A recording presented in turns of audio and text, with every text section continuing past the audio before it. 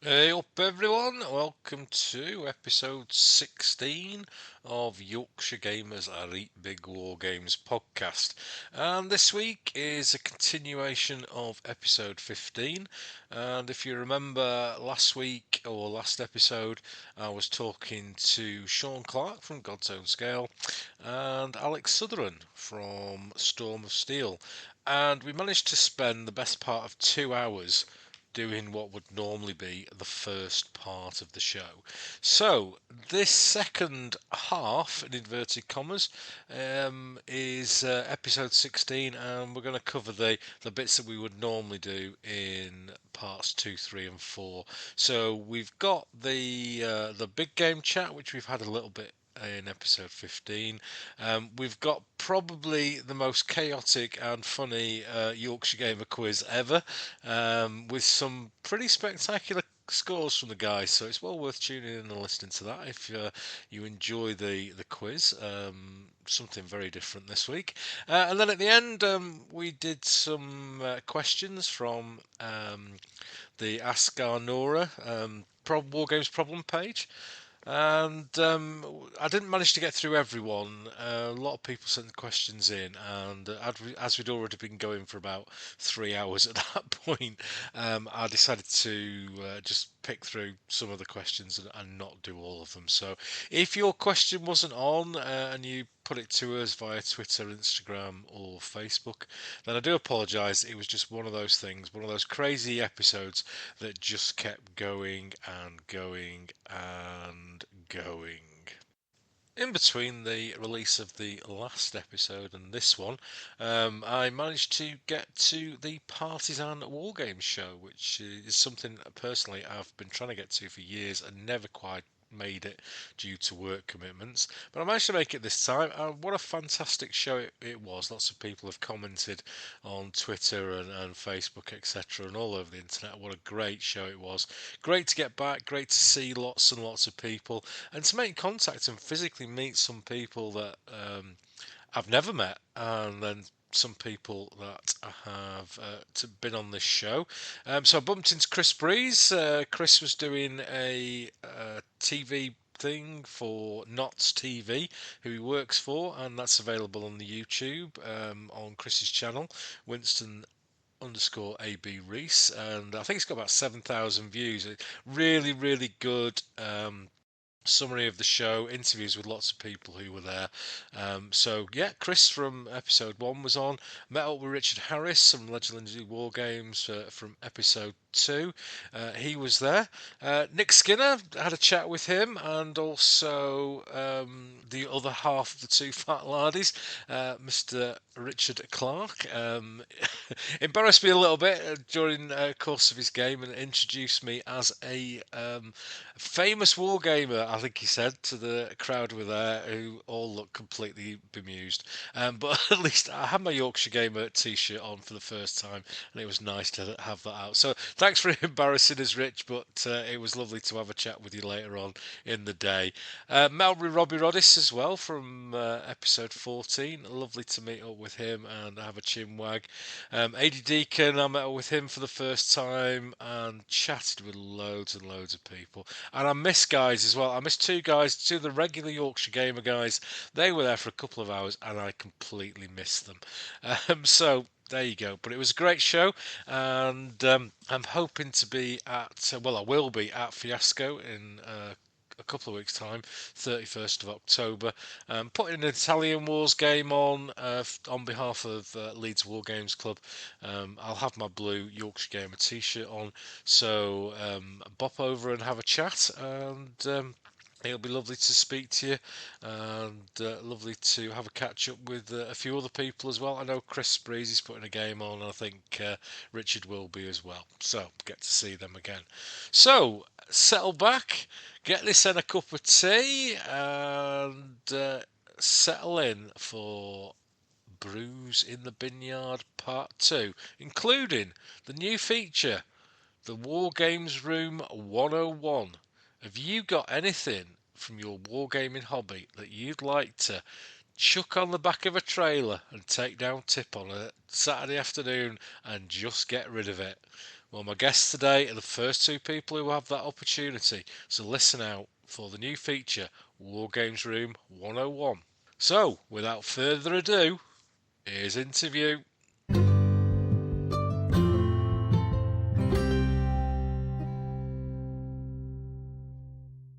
So we've gone massively over in terms of time, obviously. And we have talked quite a bit about big games, but for two people who maybe aren't known for big games as much as myself, what would a big game? What does it mean to you, Sean? What's a big game for you?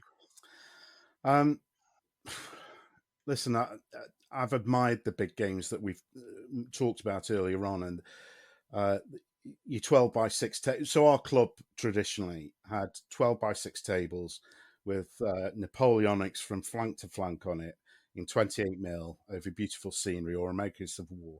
Those are what I would if you say big game to me, that's what comes to my mind. What I do, I don't consider big gaming, albeit my 6mm games with the American Civil War in particular, talking about 3,000 figures. Yeah, Okay, the because you were 6 talking mil. about doing Antietam, weren't you? Which is, I've walked the battlefield and I was bloody knackered when I got to the other side of it. Yeah. Fortunately, yeah, it's a big one. It's a big one. So the collection I've got is based around the Antietam order of battle. And if you're fighting a battle with, say, 6 corps on the table, then that's a big game, isn't it? Yeah. You're talking about, okay, it's at brigade level, you're maneuvering brigade-sized bases, but to play that game, you need 5 or 6 players around the table, albeit it's only a 6x4 table in 6mm, and Gettysburg similarly.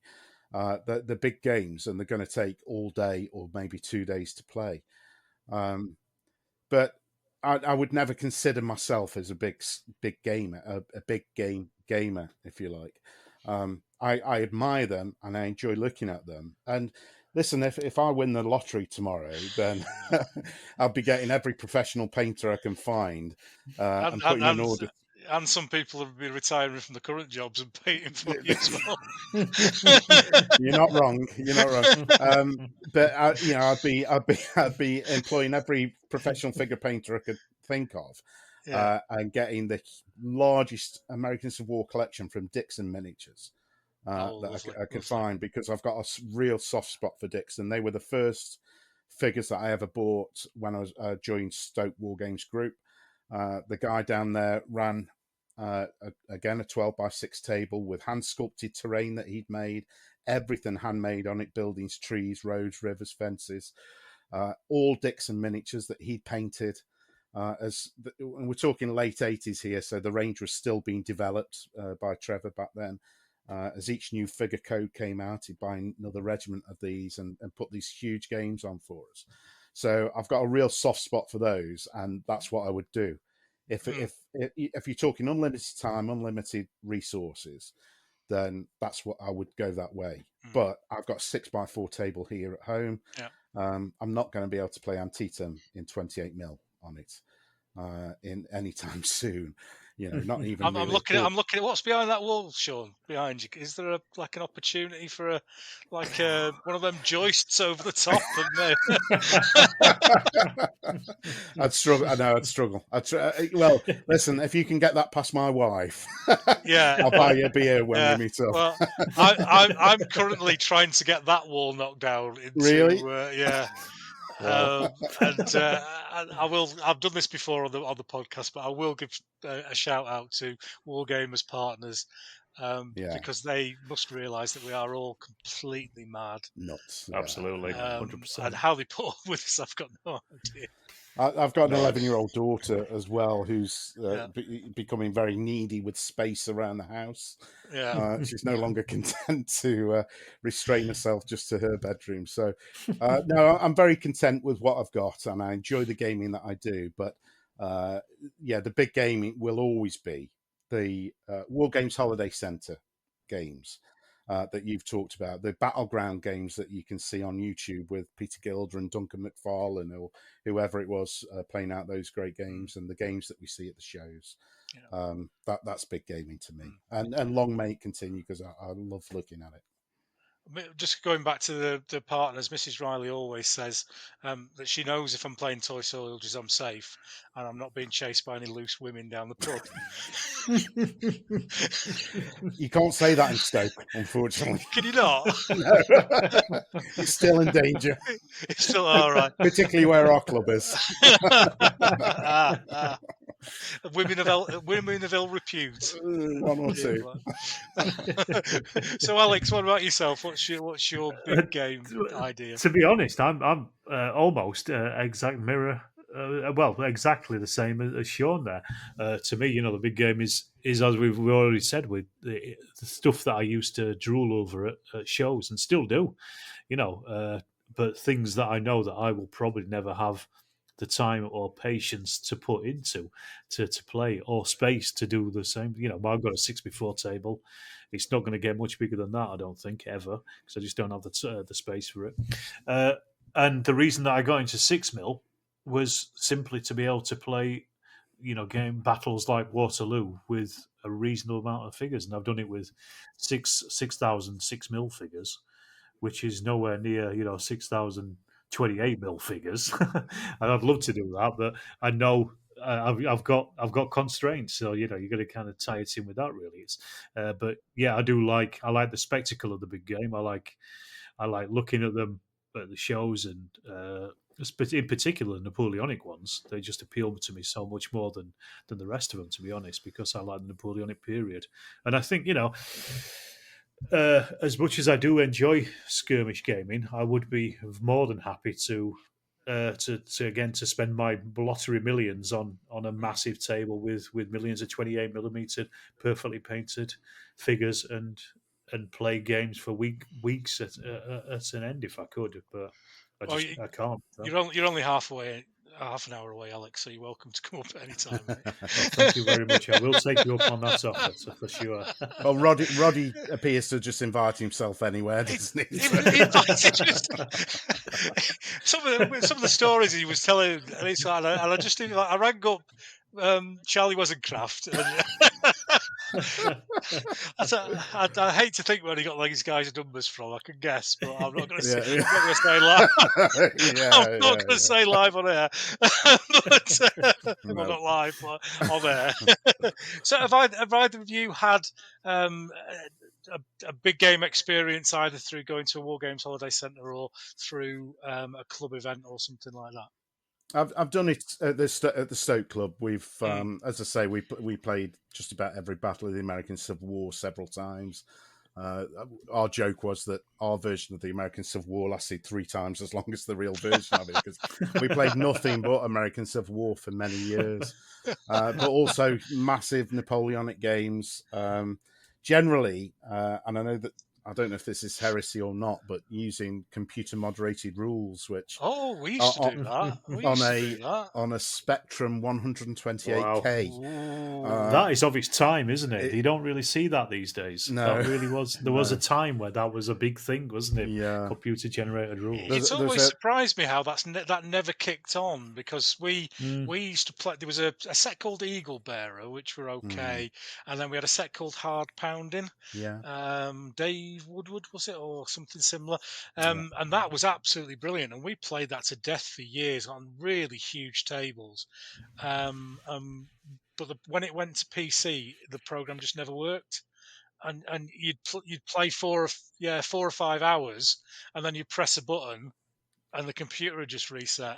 Well, you can imagine running it on the Spectrum 128K. I mean, God, if somebody walked on a floorboard and it creaked, the connection went, and that was it. You lost the whole thing. But what do you do at that point? Just toss a coin for it.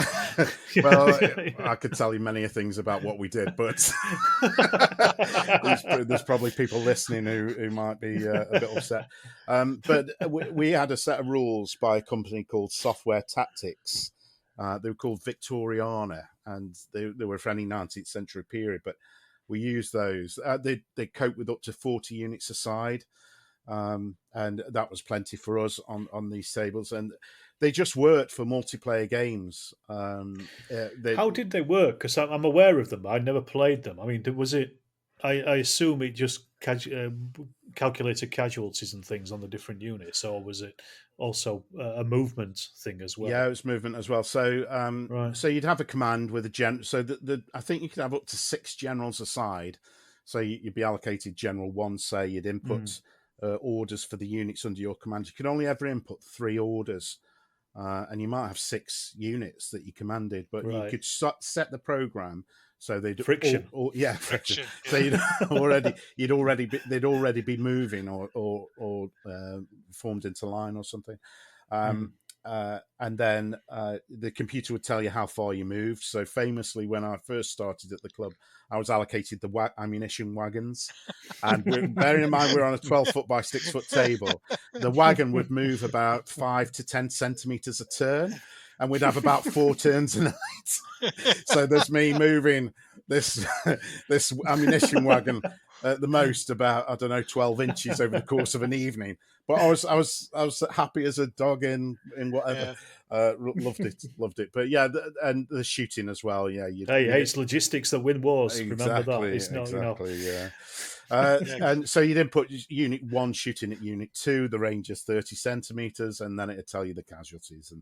And they just worked. It was great. They were very basic, but they gave us games that entertained us for years. So. Yeah, I think the hard pounding system was very similar. You would allocate orders, and then you would press a button and it would print out your movement for each unit. Okay. And then you would have like rash light cavalry generals who just completely ignore your orders and fly on down the table. And then people would refuse to move and stuff like that. And it was probably the initial start of the current friction thing where everything doesn't do as and that's what we enjoyed about it, because we'd grown up with the everything does exactly what you want rules, and this was something different. And very enjoyable. I think the problem, what we tried to get, we spoke to the guys who wrote it, and the problem was that one person would have to sit at the computer and put all the firing in. So we were trying to get it so that it was networked, so you could have 3 or 4 terminals where you could sit and put your firing in. Oh, okay. But it never worked. And I think they turned to drink or something. Drink and loose women. Drink and loose women. They got caught. They turned left when they should have turned right at Bradford, and it's never been seen since. Oh no! Right. Well. We did cover a lot of big stuff earlier on, and we've been going for quite a long time. So I will do a Henry clap. And, that was a very interesting clap. That was a Mexican Revolution clap. Yeah, I recognise it now. Little flourish at the end. Yeah. Emiliano Zapata. Emiliano Zapata was that other Mexican revolutionary guy. Well said. The Zapata mustache. And Zapata. Sorry, carry on, Ken. Can he play left back? Because he could get a game at Bradford on Saturday if he turns up.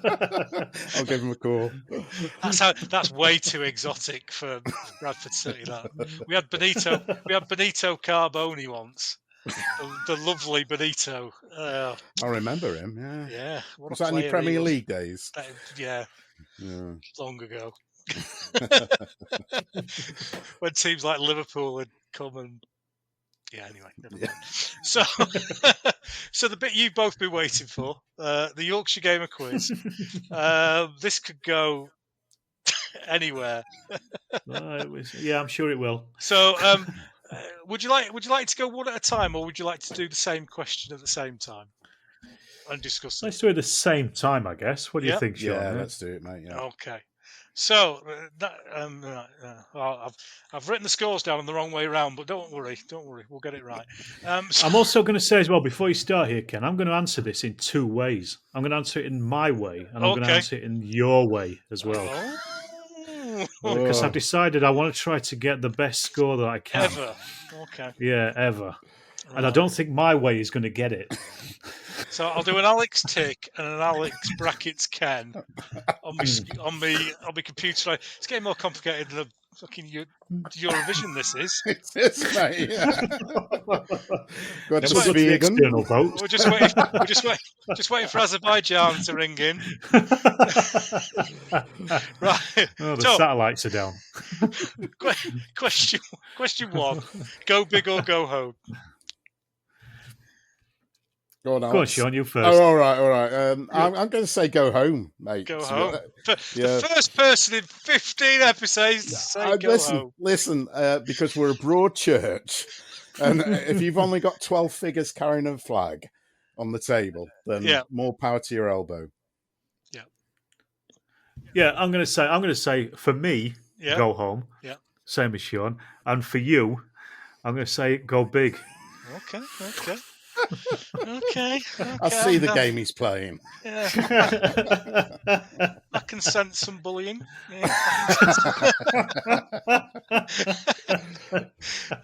Contrast paints, great or a gimmick? Okay, right. Do you want me to go first on this one, Sean? Yes, you go first. Okay, for me, I'm going to say, that's a tough one. I'm going to say they're a gimmick. I think. Because, well, the problem is you're not really giving. It's black or white, isn't it? Arguably, I would say. Alex, you're from Yorkshire. There is only black and white. We know it's hard. But you know that you go down to the pub and you ask a question. They just go, yes or no. I'll tell a quick story. I was at a job, Tour de France, and I was near this little cafe in the middle of nowhere in the Dales, and I'm in there talking to the guy, having a chat, waiting for the cyclist to come, and these Americans bounce in. Hi there, we're from Detroit or wherever, and not the Detroit accent, is it? Who knows?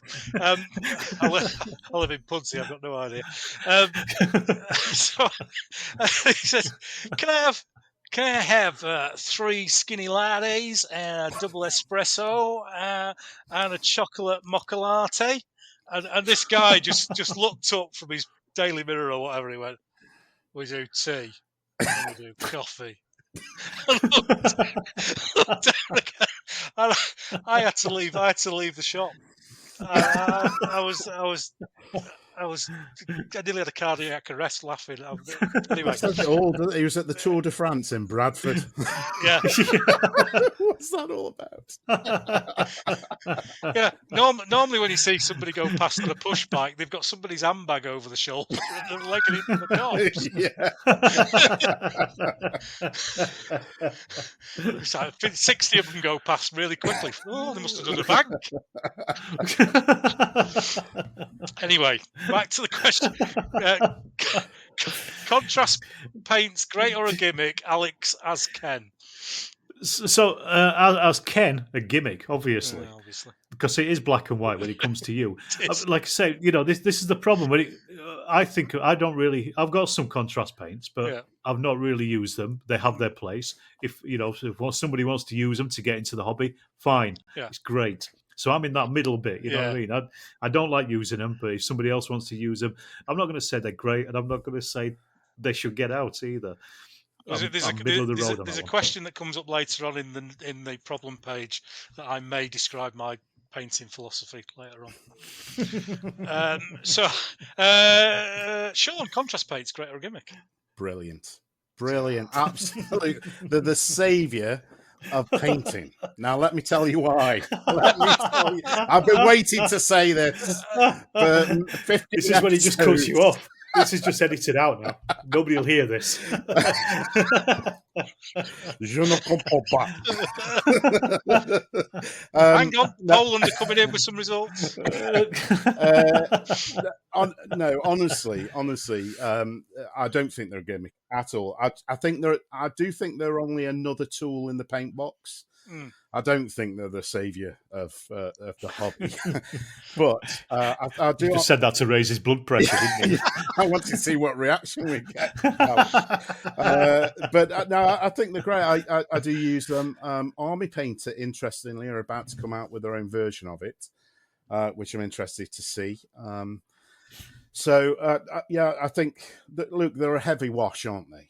Ultimately, if you paint over a black undercoat, you might as well throw it up the wall, to be honest. But if you're willing to experiment a little bit, I've had some great results with it.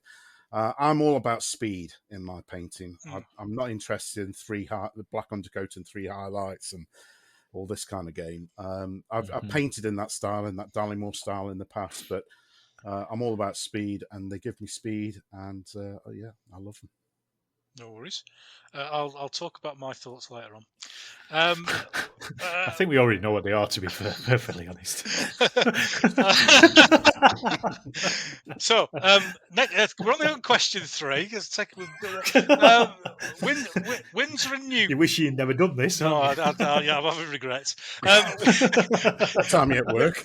Yeah, we're nearly there. Paintbrushes, Windsor and Newton or Pro Art?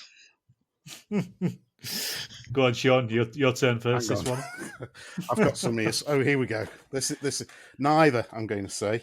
Now these cost me £2 off Amazon. What they call Beast Art. Beast Art. Look, 12 brushes for £2. What are they rat hair or something like that? Beast Artist. It's still alive, that. It's the future. Well, that's the finest brushes you can get for $2.99. That's the most advertising they're going to get on this show.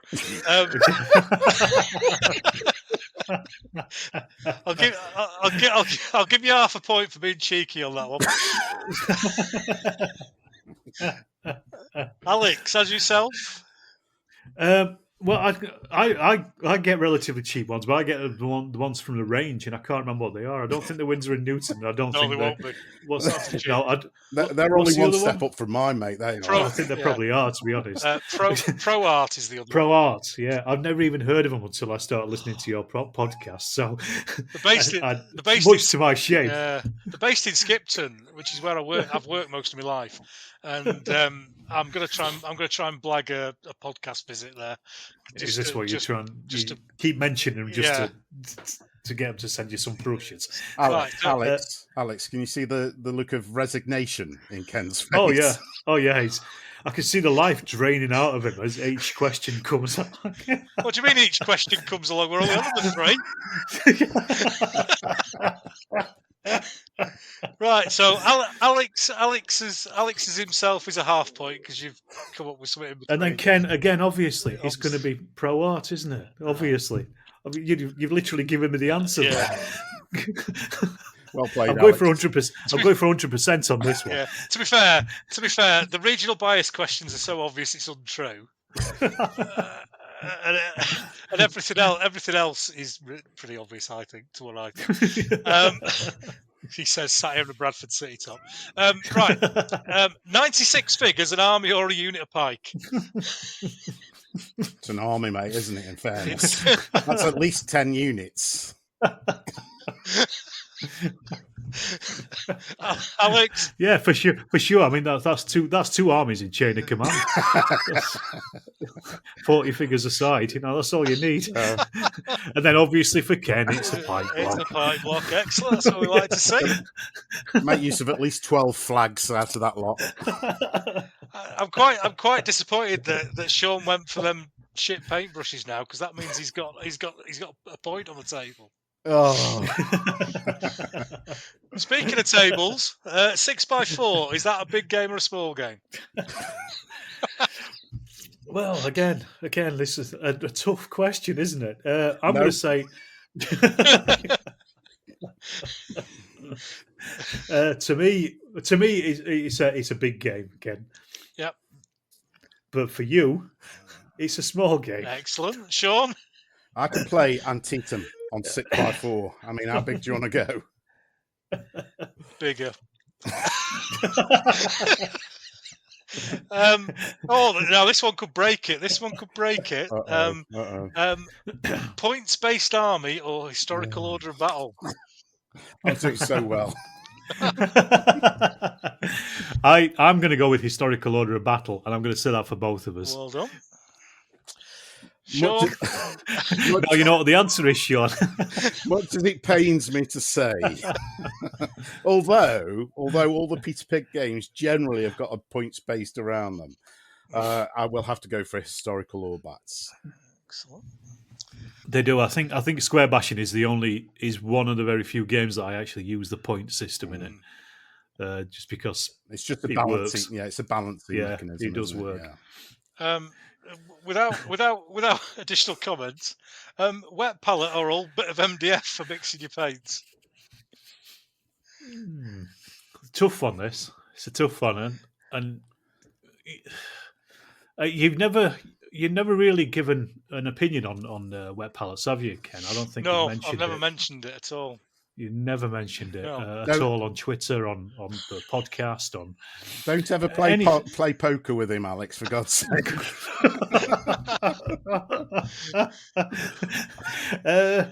Again, I'm going to say for me, wet palettes are great. Yeah, I'm going to go with wet palette. For you, bit of MDF. Yeah, sure. I'm going to hold my wet palette up. Sorry, not my wet pallets. The palette I used. Just some old plastic takeaway lid. Is that where it's almost a bit of MDF. Yeah, I'm going to give you a half for that. Yeah. Is that where we found the cure for COVID on there? I think there's many SARS and the plague. Oh dear. We're on to undercoating figures, black or white. This again is a black and white question. You go first, John, while I think about my answer. See what his reaction is to this, because this one I can never really can't really get this one. I don't think we can. I'm going to go white because I do use a lot of washes, and contrast paints are the saviour of wargaming. Sorry, I was nearly sick then. Just catch it on your wet palette. It probably have less bacteria on it, to be honest. Yeah, probably. Yeah. I'm going to go, for me, white, similarly because I'm painting the Napoleonic stuff with 15mm. I want a nice bright undercoat that I can slap agrax all over. And for you, Ken, I'm going to go black. See, I've never known what the right answer is for that one. No, I haven't. But I figure Ken's probably old school enough to go with the black undercoat, black lining kind of painting thing. I could be wrong, but let's find out later on. Yorkshire tea or dirty mucky coffee? Yorkshire tea. For me, Alex. And again, Yorkshire tea answers in the question. Listen, when I grew up, the other side of the Pennines was the North Sea. However, wherever it comes from, that Yorkshire tea stuff doesn't make half a bad brew, to be honest. Good lad. Good man. The stronger the better. You can join the club. You don't get a Yorkshire passport. No, we can still be friends. In the time that it could have taken us to get to base camp at Everest, we've reached question 10. And that one is. I think somebody's eaten the porters already, haven't they? Wargame units, tightly packed or socially distanced?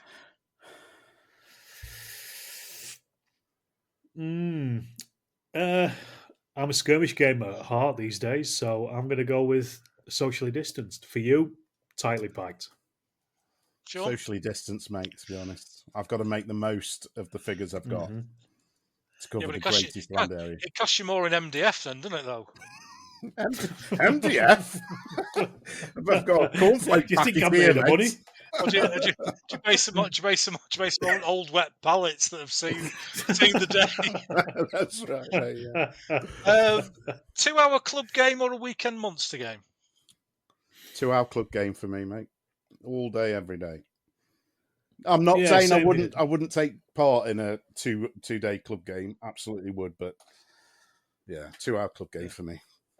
Yeah, same here. And I reach a point where I nosedive, and I'm tired from thinking. But again, I'd love to have a 2-day game. For you, Ken, most likely a 2-day war game, isn't it? I've got a very short attention span, and bearing in mind we've been talking for nearly 2 hours, my contribution might tail off now. Right. Avocado. Are they just posh mushy peas? Go on, Alex. Again, these questions are just so slanted. There's an obvious direction of all of these questions going. Now, you see, the thing is here, I'm a Yorkshireman, but I hate mushy peas, so I'm going to go with avocado.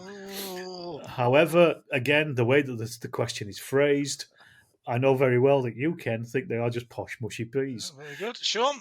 There's nothing nicer than some smashed avocado on some rye bread with some chili flakes sprinkled on top and a poached egg on the side. Now, the next question is one that we can universally agree on. Round dice, allowed or banned? Banned. You disappoint me. You do disappoint me, Ken. Banned on both counts for those. Me and you, Ken. I've got one round dice, and it's never been used in a game. Never again. Because they're ridiculous. Yeah. As much as it pains me to say, Ken, there is no other dice than a 6-sided dice. Excellent. Round dice.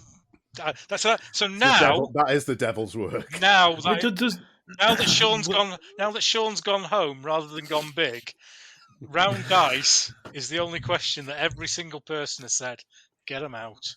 Yeah. What on earth? Does anyone even use them anymore? Not here anymore. I'd literally I'd forgotten about them until you mentioned them on the podcast in the first place. It's still rolling. Yeah.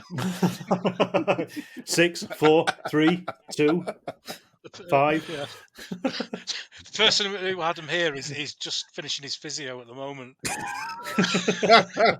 He's on recuperative duties. Have you seen those? Have you seen those 6-sided dice that have got a dice within it? So it's a clear outer shell of a 6-sided dice with the dice inside it. So if you want to roll two dice, can't roll 2 dice. Exactly. What's that all about? I've never heard of that. Yeah, I forgot to ask this at the start. Are you south of Sheffield, Sean, or not? You kind of south of Sheffield. I'm definitely west of Sheffield, and maybe a bit south. Yeah. Maybe that's the line of the fancy dice within a dice. That's where it's reached. It's not quite gone to Sheffield. Yeah, ours up here are just carved out of pig knuckles. Yeah. Oh dear. I am dice in a dice. God, you're all doing very well. You're down the chippy. Are you having haddock? I'm assuming you're doing better. I'm doing really well so far. Yeah, I thought so. Down the chippy, are we having haddock or cod? It's endangered, but I would go for cod every time. You're from Bradford, so I'm going to think you'll probably go for the cheaper one, so you're probably going to go for haddock. Sean, don't you have sea bass up where you are? What? Sea bass with a squirt, a little soupçon of lemon squirt over it. Yeah, the Chinese restaurant do sea bass. Bring it out on a table for you, on a big tray. That's my answer, sea bass. Sea bass. Is this how you thought this would go, Ken? Yes. I think you did. In fairness. Yeah, you're going to get at least a 10-minute podcast out of this footage. Oh dear. Well, you started the Henry Hyde rumour, so I'm all right. 15. Do you like a good set of table? A good table and a set of rules, like a casualty table or something similar? I'm afraid I'm going to have to go negative on that. They are the devil's work. Well, casualty tables. Yeah. Yeah, I don't like casualty tables. If I need a slide rule and logarithms and all that game, I'm not interested, I'm afraid. Okay. I'm going to say, Ken, Dead. I think you do like casualty tables, Ken. Very good. I think. Sean, put your fingers in your ears. 28 mil is king. Yes or no? As a predominantly 15mm gamer, I'm going to say no on that one. Sean, as a 6mm gamer, you're going to say... No, hang on. Whoa. Controversial. I think there's two answers to this. I think there's the wider populace view of what it is, which I think I'll probably give you the answer to, because I'm going to surprise you and say, yes, it is king. Because people are so biased against any other scale. I like his answer. I wish I'd let him go first, so I could have said, I'm just going to say what Sean said. Magazines are full of 28mm, so they are king. Oh, yeah. I can't believe you think I'm biased. Anyway, Alex, I can't even spell it. I don't know what it means, mate. I can't even spell it. We've probably both had a course on it, mate, if you remember. Yeah. Unconscious bias. No, I've no idea what he's talking about. I'm a civil servant. I've had the same course. Yeah, there you go. So just Alex as Ken, we've got to answer. 28mm is king, of course it is. You wouldn't even consider anything else. I've got some 15mm. In fact, I've got some really big... Pushed at the back. Yeah, I've got some really big 6mm collections as well. Yeah, you see? Loads, mate. I've got about 7,000 ACW and a load of Western Europe 1944. Wow. So yeah, I've got. See? Just keep them mid. On your chips. Not just a one-trick pony. No. I've got 15s. I've got 28s. I've got 20s. Can't remember. Anyway, unpainted miniatures allowed on the table? Yes or no? I'm going to say yes, because not everybody has time to paint. Very good. I'm going to say yes as well. Personally, I don't like it. And personally, I wouldn't do it. Yeah. But as Sean says, the thing is, if somebody's using unpainted miniatures to play a game, then crack on. You're playing a game. And what am I going to say? You're doing something. No. Not on your Nelly. Coming up are the two easiest questions on the quiz. Bradford City or Leeds United? Stoke City. Is it not dirty Leeds United? Dirty Leeds. You'd normally put that in, don't Leeds. you? Again, I have zero interest in football, so I'm going to say Leeds just to upset you. Okay. And Bradford for yourself. If I'm not allowed to say the Mighty Potters, Stoke City, I'm going to go 1973 Leeds United. Oh, they're the dirtiest of all. Billy Bremner. They didn't play football. They played like an old version of All In Wrestling, and then occasionally a ball would come out. Usually still with a leg or a hand attached to it. Good Friday night punch up, to be honest, wasn't it? I've got Alex with this one. Yorkshire or the other place over the hill? Well, Yorkshire for both, of course. Of course. I can't even let the other place over the hill. Yeah, exactly. Can't pass my lips. Yeah, it shall not be mentioned on this podcast. No. I think I'll let Simon Hall get away with it because he's from Lancashire. But should it? Edit that out. It's to me, it's a little bit like Mordor.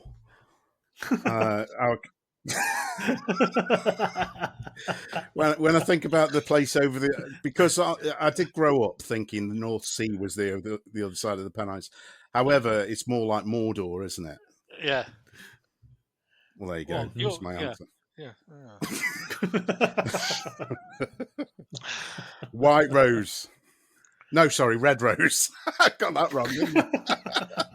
So is that why all them people from over the hill come walking on the Pennine Way and drop the wedding ring off at Whitby?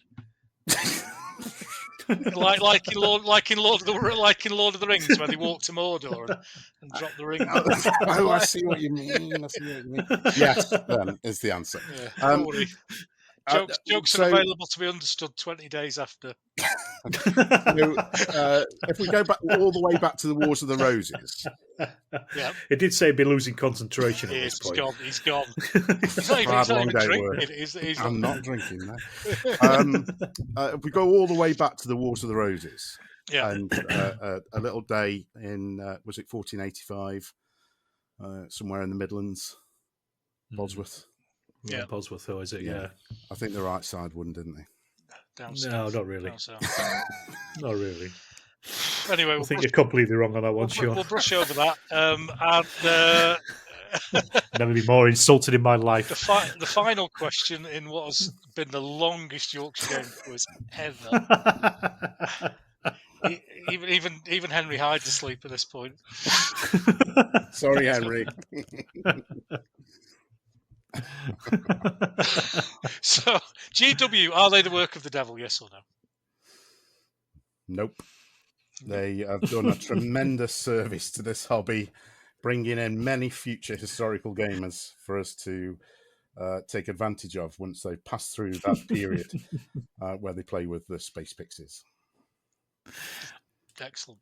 I'm inclined to agree with Sean on this one. I don't like Jenkins Workshop games. I don't play them. Haven't played them for years, apart from some of the older 80s ones. But if they're getting people playing games, and if those people then go on to do historical or even other fantasy or whatever, great, fantastic. For you, Ken, work of the devil. Excellent. Can't wait to hear the score. Yeah, it's going to be great, isn't it? Oh, fingers crossed, I'm going to be the highest scorer ever.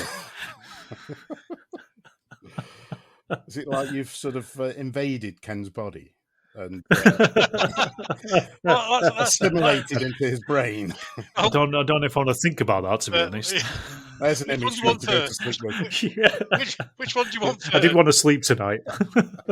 Which one do you want first? You two, you won't shut up. Which? Oh, sorry. Oh, yeah. Sorry, it's Ken's podcast, isn't it? I've forgotten about that. I just thought we were chatting. So, who wants the score first? Go on, give Alex his two versions. So, Alex, 47.5%. 47.5%. That is poor effort for a Yorkshire. How does that even work? Because you ended up with half a point because you didn't say Windsor and Newton or Pro Art, and you ended up with some guff in the middle. So you ended up with a half. So that's my 7.5%, is it? Yeah. Right. Well, it's 2.5%, isn't it? So I've got a degree in engineering. I'm not thick, you know. Anyway, Alex, just don't know how this works. Alex is Ken. These are the mysteries of the Yorkshire Gamer Quiz. It's a bit like that. Never mind the Buzzcocks; they just make the scores up at the end. Alex is Ken. You nearly got 100%. You got one question wrong. 95%. Get in. Question. Bang. Well, I'll give away the answers then, wouldn't Oh, come on. That's the best interview technique I've got, mate. Just do it. Yeah. You're going to start banging on the table in a minute and shouting That's at right, me. You did it. You did it. It was the chippy question. Of course. Of course. Because you're a cod man. Yeah, I'm a cod man. When I just thought. Yeah. I was actually born in Cheshire, as I've mentioned before on other podcasts and interviews and stuff. And we had cod when I was growing up over there, and I came to university in Leeds, and I've been here forever. So yeah, cod. Still like cod. And Sean, well done, mate. 25%.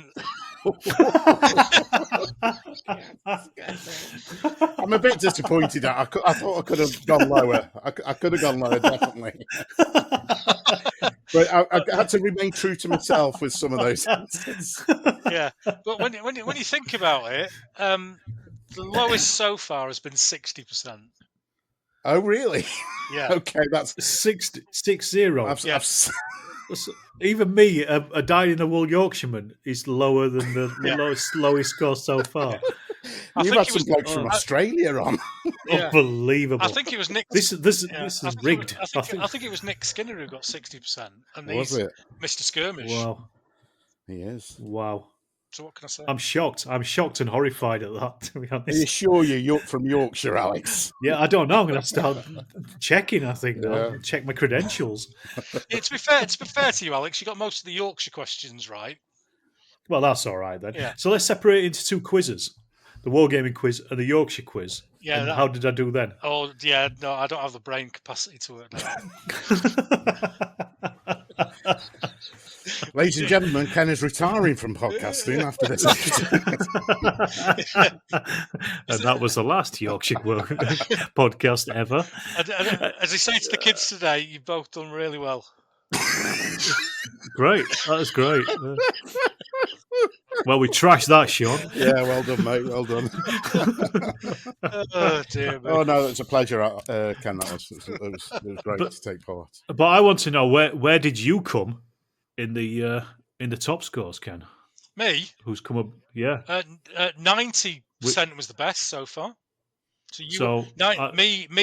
Alex is me. It has won at the moment. It's a strange world Brilliant. we've entered. Yeah, and the guy who got 90%, Richard Harris, who runs Legendary Wargames, which is a Wargames holiday centre up north, he supports Leeds United, so he was only ever going to get 95% because he got one wrong. He was always going to get one wrong, and he got a second one wrong, so 90%. Wow. And he's a Yorkshireman as well. So what can I say? Do you remember Room 101?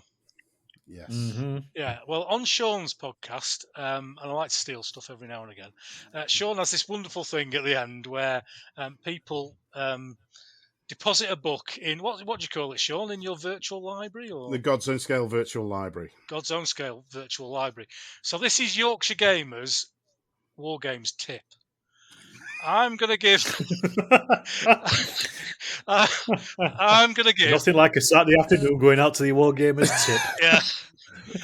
I want you to think about that thing from Wargaming that you'd like to shove in that old trailer and tow it down the tip and just get rid of it. So very similar to the show. Very similar to the show. Somebody's going to give us a suggestion, a little bit of a spiel about how we're going to try and convince me and the other guest that we're going to banish it to Room 101. And we'll see how we go on. So, Sean, okay. You said you got one. So, what's your pet hate that you'd like to banish to Room 101? Competition wargaming. Oh, I wish I'd gone first. Oh. and not just competition wargaming, but competitive wargames who get upset if they roll a 1 or punch the air when they roll a 6 and say "in your face," because is this coming from personal experience? I was going to say there's trauma here, isn't there? Yeah. I'm just going to lie down for a second. I have over the years, over my 35 plus years in the hobby, I have entered 1 or 2 wargames competitions. I will admit to this. And every time I've done it, I've regretted it halfway through the first game. Because it brings out the worst in me as a person, as a wargamer. I become incredibly moody. I become petulant. I start to slam dice down on the table. And I suspect it has this effect on the vast majority of people who do take part in competition wargaming and any competitive wargaming where it's the winning at all costs, that whack, they call it whack in fancy competition gaming, win at all costs. I just don't think there's any room for it. And if I never have to come across a Wargames competition, I'll add one caveat. Back in the day when the Derby Wargames show was at the Assembly Rooms in Derby, they'd hold the World Wargames Championships. Yes. And you get people from all over the world, in particular South Africa and Italy, sending teams over to these competitions.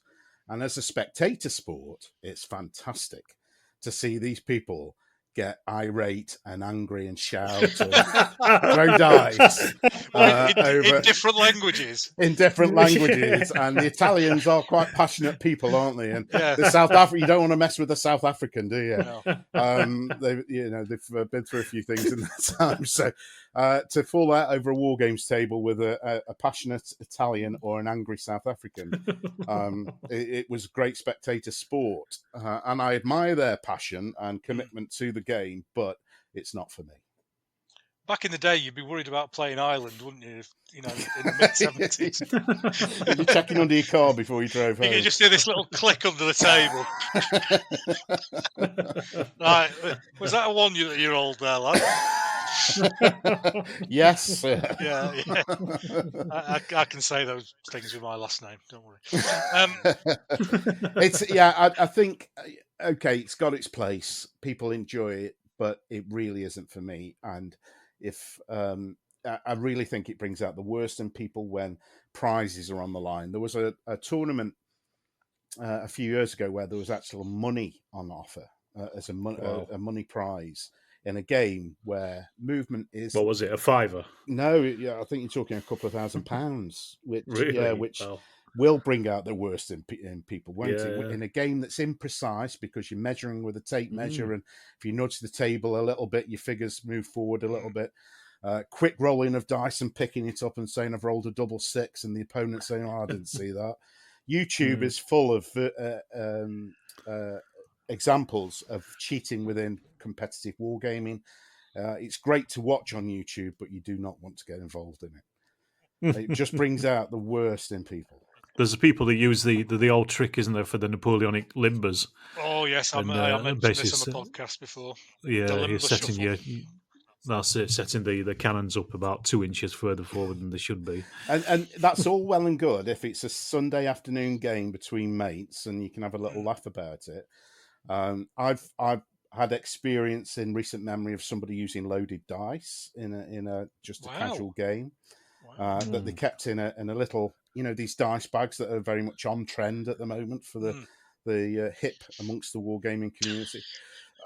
They will there is such a thing. Yeah, they will pluck some dice out of this bag for one set of dice rolls, and then bring out a special dice for the certain dice roll where you need to roll low or high in a certain example. So I have a similar thing, but none of them are loaded.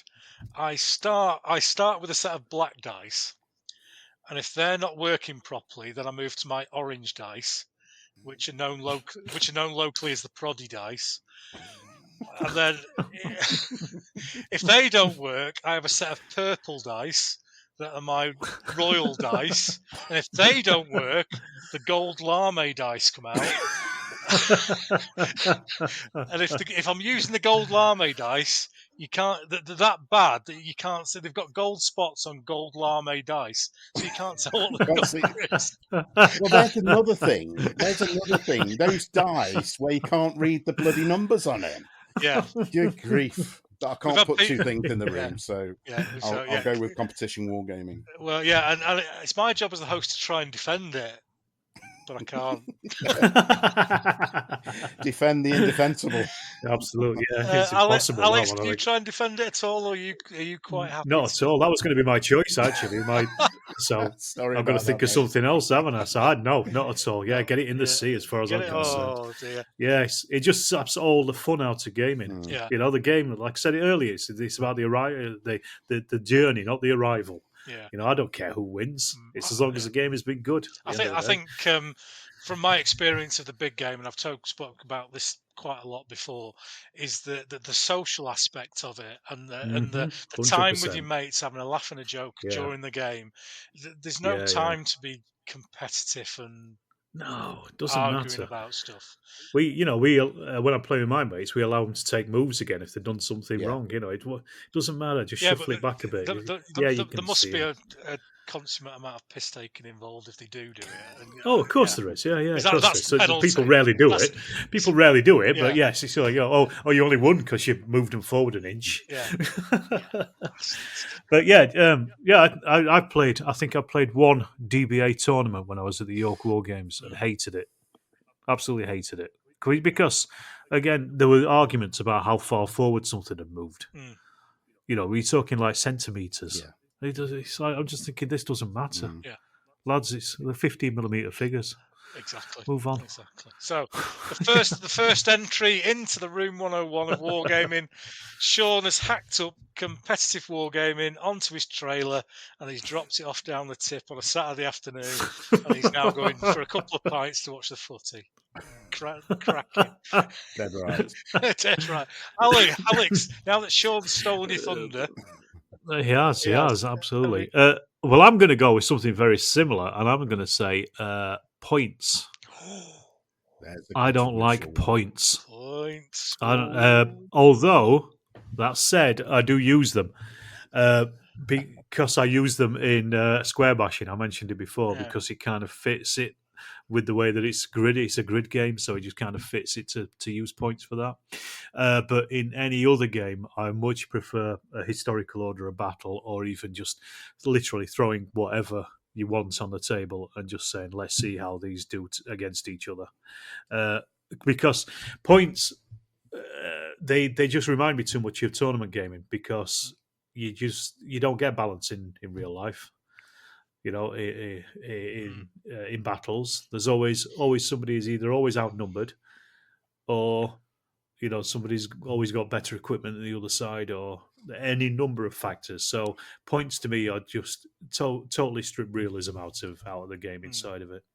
That's my take. You raise a good point there, Alex, and in particular mentioning square bashing. Now, all the Peter Pig rules you can use to play historical games, but if you play what they call the pickup game, or it's just two mates meeting down the club on a Friday night and wanting to play a Peter Pig game, they always, every set of Peter Pig rules will set up an attack defense scenario.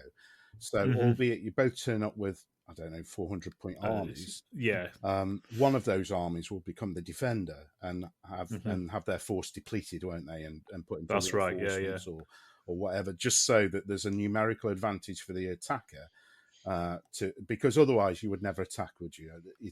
I don't know if it's Clausewitz or whoever says you need 3-1 advantage to attack. Exactly. An enemy, or else you would never do it. And historically, in a competition game, historically, you would never get two armies set up who are absolutely equal going and fight each other, because it would just be mutually assured destruction, wouldn't it? Yeah, absolutely. Well, this is the thing I think as well. Like, when you say, right, okay, we're both going to have 1,000 points, it kind of reminds me of the kind of games that I see a lot of things like 40k, for example, where you just basically have two armies lined up on either side of the table, and it's whoever rolls the most dice wins, or whoever has the most source in their particular army is going to win. And it just reminds me too much of that. I like things to be a bit more random. As I say, most of my scenarios are based either on something relatively historical, or just how long will this small unit last against this large unit, kind of thing. And some of the games I play, like Sharp Practice, has a point system in it, which, because I don't know the rules very well at this point, I'm still using, because I want to kind of have a bit of a balanced game. So they do have a place, but overall, I think adherence to I'll define it more. Adherence to points is my bugbear. People who just say, right, I'm only going to play a game with this amount of points. People who can't go beyond the point system. Yeah. Interestingly, Alex, and I do keep my eye on a broad spectrum of the hobby over the weekend. There was I think it was the largest ever 40k tournament in London. It's called the London GT, London Grand Tournament. And it was streamed over YouTube or Twitch, or one of those things where... Can you imagine the smell? Well, 600 40k players. Wow. 600 players in one room playing 40K. I'm sorry, anybody who's a 40k fan and likes my channel, please don't unsubscribe, please. It's a joke. It is a joke. But in fairness, we all stink. All of us stink. In fairness, deodorants don't cost much, do they? But anyway, we're all going to end up with no followers after this. So it was. So you've got the largest 40k event possibly in the world. It's either in Europe or the world. I can't quite remember. Anyway, big prestigious event. 600 gamers playing. It all comes down to the final game where you've got the top 2 players on the Sunday afternoon battling it out for this prestigious tournament. It's streamed live across YouTube and Twitch and what have you.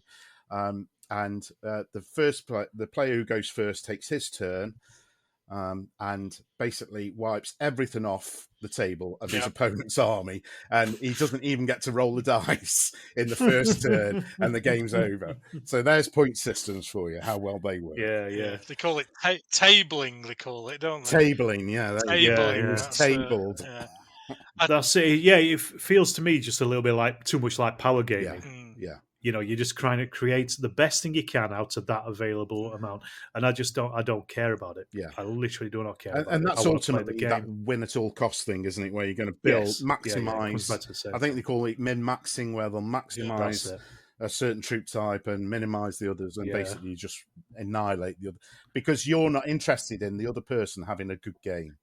For me, gaming, if it's me and you across a table, there's a social contract where I've got a responsibility that you enjoy the game just as much as me. But in that environment, it's totally out the window. Some people spend ages, don't they, just maxing their lists out. They study percentages and probability, and it's just ridiculous. If you can find in a history book an account from somewhere that says. And I remember I rolled up with Alexander to Darius's chariot, and Darius said, "Oh, you're a bit over the top with your companions there, Alex. It's a bit off, mate. Can you take a couple of them units off, and I'll move." It's not cricket. Yeah, and I'll remove some of my citizen spearmen, and then Alexander the Great goes, "Your citizen spearmen are shit, mate. The D class." It doesn't happen, does it? No, it doesn't happen. No. It doesn't happen. I mean, don't get me wrong. I like winning. You know, I do. Everybody likes winning the game, but I also I enjoy losing if I've lost well. You know what I mean? It's like if I've had a good game and I've lost it, it doesn't matter because I've still had that narrative of the game, and I've had, like you said, the social contract of playing against somebody. It doesn't really matter either way. I'm not going to just play the game just to win, because what's the point in that? I'll give you one very quick example where we hold a Weymouth Wargames weekender at the end of November every year. It's coming up in a few weeks. I was playing a doubles game of Peter Pig's Western rule set, and after the first turn, I virtually got nothing left on the table. And my partner said, "Well, this is a bag of bollocks. I'm going." And he got up and left in a real hump. And I was like, "Oh, I'm quite enjoying this actually." So Martin Goddard sat down with me, said, "Come on, we'll carry on." And we lost the game, but the story that the game actually told, where we ended up with very few figures right in the middle of the table, we've got Indians just swarming around us, shooting us down to a man. But we lasted for 2 or 3 turns or whatever it was. We had a good game over the course of about an hour and a half. Really enjoyed it, and that's, to me, typifies the example of I don't give a shit if I'm going to win or lose, but I want to have a good game, and I want to tell a story. You want to tell a story on the table, don't you? About that you can remember. Exactly. I'd rather lose well and have a story to tell afterwards than just roll over somebody because I've made my army the most perfect that it will be. Yeah. You know, where's the enjoyment in that, really? I don't think I've abided by the rules of the Room 101 here, Ken. No, I think you both come You're up. helping. You're egging on, aren't you? You're not arguing against it. No. There's certain things that you can't argue against, and those two are probably. I don't think I've ever. No, tell a lie. When I first started wargaming, we had this guy. Mad Alex, he was called, not any relation to yourself.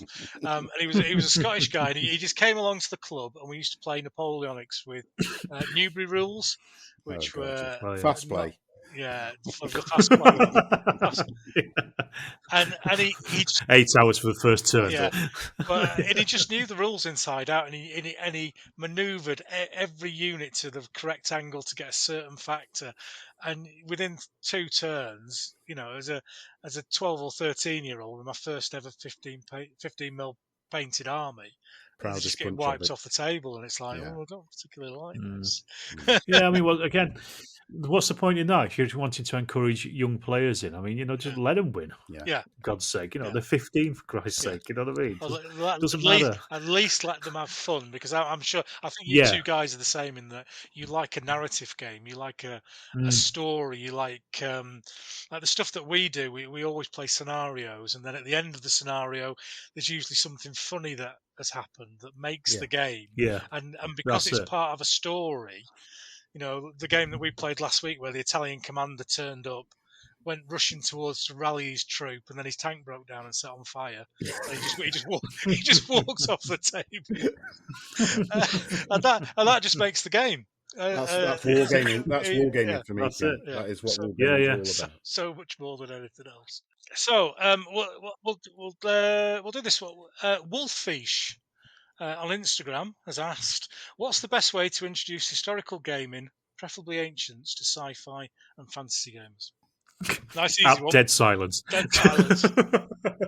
I think personally that's probably the easiest one to do to ancients, because you take away the dragons, you take away the magic. People are hitting each other over the head with big sticks and swords and shields and armor. So yeah, that's true. I mean, it's not an amazing big step, and a lot of fantasy stuff is based already on ancient things, isn't it? Ancients and medievals, I would say. Especially Warhammer is very much medieval, middle ages kind of stuff, isn't it? So earlier stuff than that. Yeah, I think you're right. I think it's quite an easy step. Something like introduce them to something like, I don't know, Lion Rampant. I was going to say Lion Rampant, and because there isn't a fantasy version of that as well. Dragon Rampant. Yeah, Dragon Rampant. Yeah, and then you've got that. Is it Kings of War? That's I think that's not far off being a because a lot of these human armies are either sort of medieval period, or for the Warhammer one, I can't remember what it was called, the Fantasy Warhammer. It was Fantasy Warhammer. There you go. Fantasy Warhammer. Renaissance, aren't they? Really? Yeah, they're effectively Italian ones at the end of the day. Mm-hmm. So I think they did it, didn't they, with Warhammer Ancient Battles, where it was the same system as the fantasy game, but just took out all the fantastical elements of it, and you're left with an ancient war game.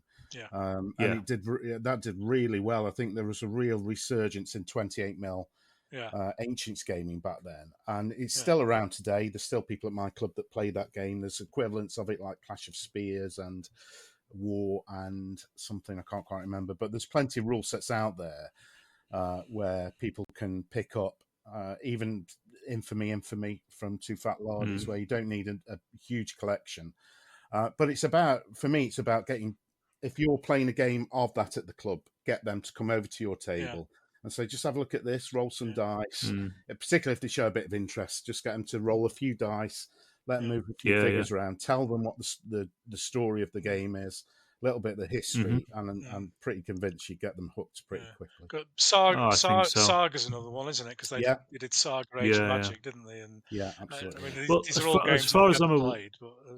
As far as I'm aware, Warhammer Fantasy Battle was originally based on Rick Priestley's War of the Roses rules. Okay. They wrote beforehand, which are basically the same. As far as I'm aware, I could be slightly wrong on that. I've got an idea of those. So you're basically you're already got a historical war game as the basis for that fantasy game anyway. And there's plenty of them that you could like say Saga, Infamy, anything that that's an easy in, I guess. So Andrew Macaulay from the Twitters has asked, what's the minimum amount of bad dice throws and or lucky opponent dice throws before you can legitimately accuse the opponent of witchcraft and throw dice at them? Well, once you can excuse, can't you, as an accident or just luck. Twice you can say, well, that's a bit of a coincidence, but 3 times it's enemy action. Are we? I think that's a quote directly from Ian Fleming's Goldfinger novel, where Goldfinger meets James Bond 3 times in the novel, and the 3rd time he knows something's afoot. that James bonds onto him. So I think three's the charm. we can translate that into this circumstance where you can legitimately call bullshit. And are we looking at examining dice here, or yes? Get a bowl of water. Examining dice, yeah. Get a bowl of water. Oh, is this the dice test? Is it like a witch? Yeah, I see was if going it to say floats. we're ducking them. and if it it's a new different stool. Yeah. If it stinks, set fire to it. It's quite complicated, but it's quite an involved process. But yes, strap it to a stake and set fire to it. We've got to root out this evil from the hobby. I'm looking forward to your witchcrafting wargaming special coming up, Sean. You're moving away from 6 mil into witchcraft. Brilliant. It's a logical step. It is for some people. 3 times. This one is from Titi Villus. I hope I've got that right. Easy for you to say. How do you balance trying to improve your painting? You know, Titi Villus, I think, is the devil of printers. Oh, well, educational. I found out the other day. Well. I only found out the other day. I'm sure it's all the marginalia and things. Sounds like the typeset. Sounds like a Carry On character to me, but yeah, I was thinking that's definitely Barbara Windsor. That is. Yeah. Right. So anyway, if you've lasted till 2 hours and 55, you've learned something. How do you balance trying to improve your painting skills with avoiding painting to perfection and not finishing anything at all? How can you try to get better at painting while actually finishing anything and getting it on the table? Well, this is something that a lot of people struggle with, isn't it? Yeah. I personally, I live by the 3 foot rule. If it looks all right from 3 foot, it's fine. Because once it's on the table, you're not going to see all those details unless you're really close in. If I'm painting something for my display cabinet, I'll take a lot longer over it. Like I do a lot of modelling as well, so I'll go a little bit beyond with the details and things on those wargaming figures, especially 15 mil. Block colour, Agrax Earthshade, paint the highlights in the base colour on the table. Done. It's that simple, as far as I'm concerned, and it'll look all right. You could go mad and paint eyeballs and things like that on 15 mils if you want, but what's the point? Nobody's going to see it. My motto has always been I paint to play, not display, and I think in that you've got to satisfy yourself on what standard you want to get to. Are you painting to play the games, or are you wanting to take your painting to that next stage where you could display it in a cabinet or put it into a painting competition? So for me, it's about painting volume of figures. I paint exactly like you do, Alex. I don't do any, but I stop after the wash step. I don't do any highlighting after that, and I'm more than happy with the figures that I paint. And I would happily put them on a table against anybody and have a decent game. But I've come to that after years and years and years of pain and anguish, thinking, are my figures good enough? Do they stand up to the Wargames Illustrated standard of Kevin Dallimore or whoever the hot painter of the day is? And I've tried that 3 colours foundry system over black undercoat. I've tried you name it. I've tried it, as I'm sure we all have. You experiment with a style until you find one that you're happy with. And I think it first hit me when Army Painter did the dip paints, and they've got that sort of 2-stage of doing a base coat and a little bit of detailing and then dipping or painting the dip on. I don't use that anymore, but washes is essentially the same technique, isn't it? Shade or whichever is your wash of choice. And I realised that I was getting stuck painting figures to a far higher standard than I needed and was never getting to play a game. Whereas as soon as my eyes were open to this technique, I was able to get a game on the table in a month. I could paint an army in a day if I set aside enough. If I had 8 hours, I could probably paint 250 mil figures in that time and have enough to play a game the next day.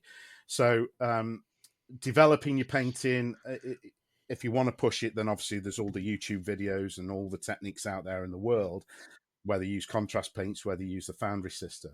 But you've just got to find that. Sorry, Ken. You've just got to. You've got to find that level that you're happy. It's like a reflex, isn't it? You've got to find that level you're happy with, and don't forget that you can just put a base coat on a figure and play with those figures. They don't have to be finished to that absolute high standard before you can play with them. You can play with them and then add little bits in, go back to those. I mean, I say that, but I never do. I never go back to a figure.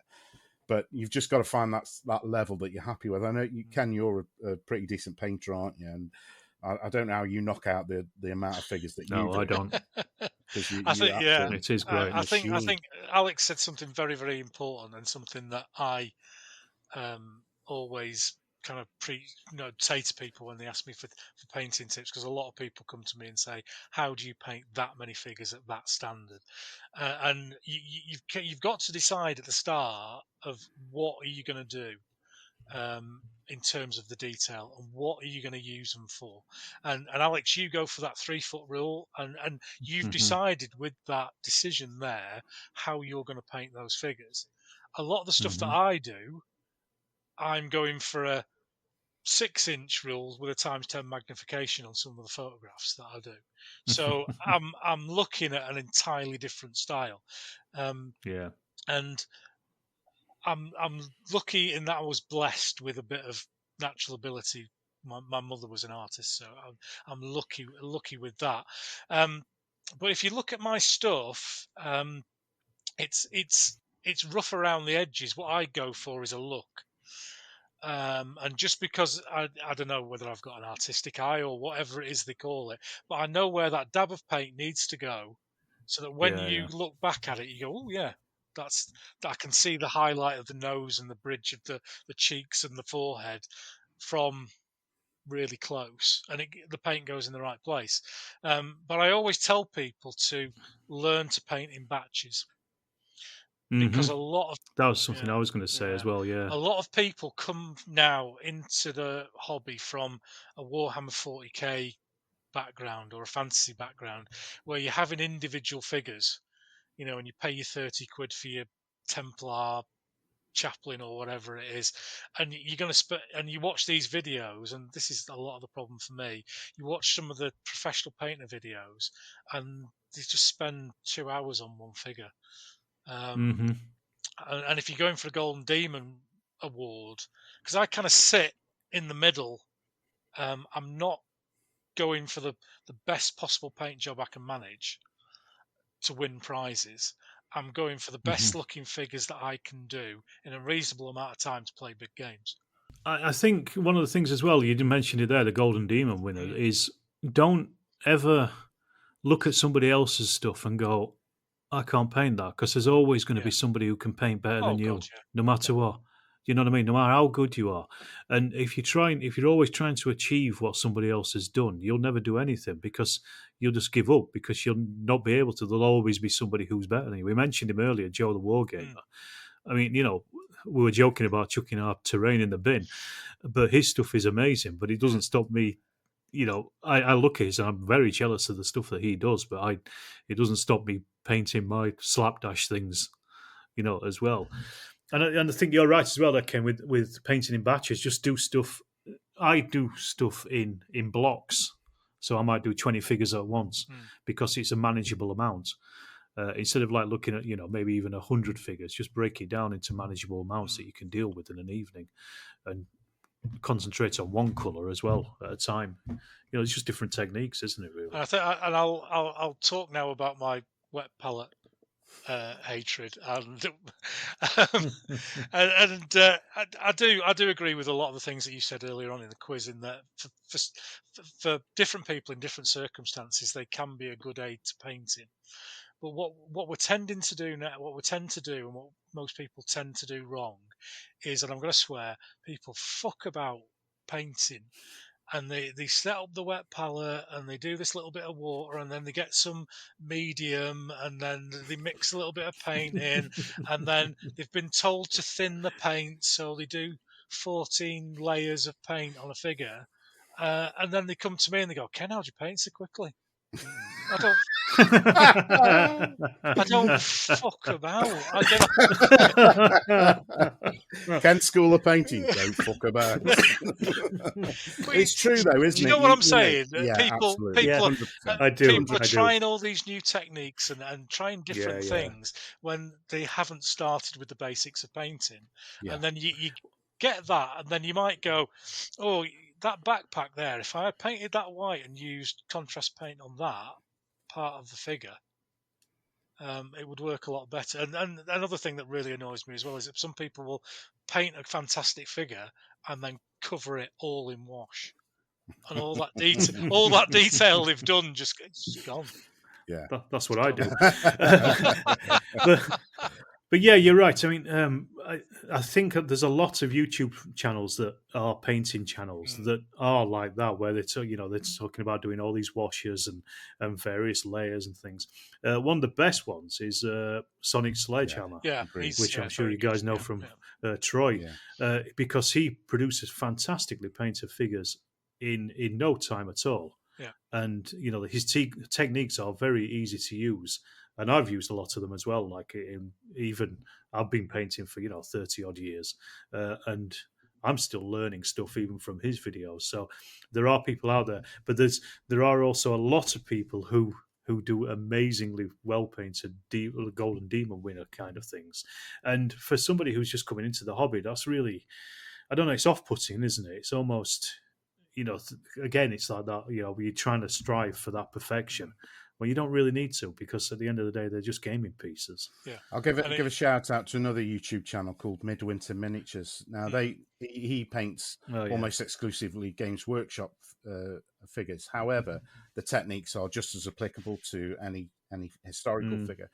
And he paints in a speed technique. He uses a limited palette of colours, and it's a bit like what you've just said there, Ken, about knowing where to put the paint on the figure to get the best outcome from that effort. The effort that you're putting into painting an arm, where do you put it, and to get a highlight effect. So there's a lot to be said for it. But I stay by my comment that you've just got to find the level that you're personally happy with, and forget about what's in Wargames Illustrated or on the internet. Yeah, very much so. And a lot of people do come to me with questions about painting and stuff, and I'm more than happy to help them, and have done on a number of occasions. But like you say, you've got to decide yourself, what am I going to do, and how am I going to use these figures? And if you turns out that you can't pump out 96 figure pipe blocks in a couple of weeks, or an army. Say it's one unit, 96 figures. 2 armies. Then you have to decide on different ways. 2 armies plus support. That tightly packed. So I'll just pick a couple more out, and in fact there's 3 that I'll pick out. And friends of General Haig, I think we all know from Twitter. You might have seen one of these earlier on. He's been having a lot of fun with teddy bear fur recently, and now he's out of prison. He's asking, are there any household materials that you should get more use as terrain?